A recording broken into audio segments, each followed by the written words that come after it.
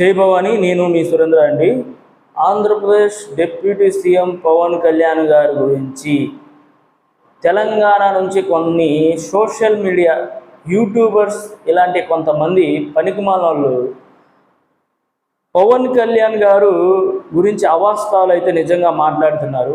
నిజం చెప్తున్నా, మీ so-called YouTube channels కొంతమంది చెప్తున్నారు పవన్ కళ్యాణ్ గారు ఆయన వ్యవసాయం కోసం ఉపయోగించే 10 ఎకరాల భూమి ఆయన కబ్జా చేశారు అని మాట్లాడుతున్నారు. ఇప్పుడు ఒకటే చెప్తున్నా, పవన్ కళ్యాణ్ గారు 2002లో ఆ భూమిని కొనుక్కున్నారు. దానికి అన్ని పేపర్ డాక్యుమెంట్స్ సహా ప్రూఫ్లన్నీ ఉన్నాయి.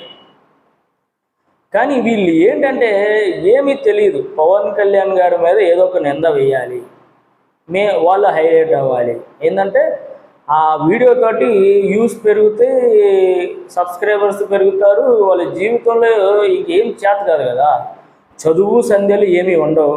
ఇలాంటి గాలి వార్తలు ప్రచారం చేయడానికి తప్పితే వీళ్ళు దేనికి పనికిరారు. కాదురయ్యా, పవన్ కళ్యాణ్ గారు తప్పు చేశారు అంటున్నావు కదా, వెళ్ళి కలెక్టర్ గారికి ఎవరికో కంప్లైంట్ ఇస్తే వాళ్ళే చూసుకుంటారు కదా. అక్కడున్న హైడ్రా చైర్మన్ గారు ఉన్నారుగా, ఆయన కంప్లైంట్ ఇస్తే అది చెరువు అంటే చెరువును ఆక్రమించి ఆయన ఇల్లు ఏమైనా కట్టారా? వ్యవసాయం చేసుకుంటున్నారు, దాని గురించి మొత్తం ప్రూఫ్స్తో సహా అన్నీ ఉన్నాయి. దానికేంటో పవన్ కళ్యాణ్ గారు 500 కోట్లు విలువ చేస్తే భూమిని కబ్జా చేశారంట. ఆయనకు అవసరమా అసలు? ఆయన 2 సినిమాలు చేస్తే 500 కోట్లు వస్తాయి. అరే బాబు, 500 కోట్ల కోసం ఆయన 10 ఎకరాలు కబ్జా చేసేదేంట్రా బాబు? కనీసం ఒక థింక్ తోటి ఆలోచించండిరా. మీకు సెన్స్ ఆఫ్ హ్యూమర్ అనేది ఏ కోసైనా ఉండదు. ఏంటంటే ఒక పెద్ద నాయకుడు, ఒక మంచి నాయకుడు, ఒక నెంబర్ 1 నాయకుడు, దేనిలో ₹1 ఆశించకుండా పనిచేసే నాయకుడిపై మీలాంటి వాళ్ళు బురద జల్లడం అనేది సర్వసాధారణమే. కాకపోతే దాన్ని ప్రూఫ్ లేకుండా, ఏది లేకుండా, ఏది పడితే అది మాట్లాడితే ఏం జరుగుతుందో తెలుసు. అయినా కానీ మీరు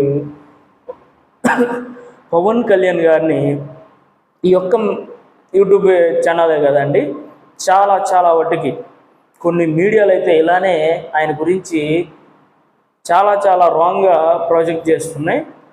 నేను ఒకటే చెప్తున్నా, పవన్ కళ్యాణ్ గారు లాంటి నాయకుడు రాష్ట్రంలోనే కాదు, దేశంలో కూడా ఎక్కడా దొరకడు. మోడీ గారే అన్నారు, ఇతను పవన్ కళ్యాణ్ కాదు, హంది తుఫాన్ లాంటాడు. ఒక్కసారి ఆయనకి కోపం వస్తే ఒక్కొక్కడికి ఉంటుంది. ఇప్పటికైనా మారండిరా. మీ యూట్యూబ్ ఛానల్స్ కోసం, మీ వ్యూస్ కోసం, మీ సబ్స్క్రైబర్స్ కోసం ఏదో చెత్త వార్తను తీసుకొని వచ్చి ప్రజలపై రుద్దితే మటుకి నువ్వు ఏ దాని మీద వెళ్ళావు దాన్ని లాతోటే కొడతారు మా వాళ్ళు.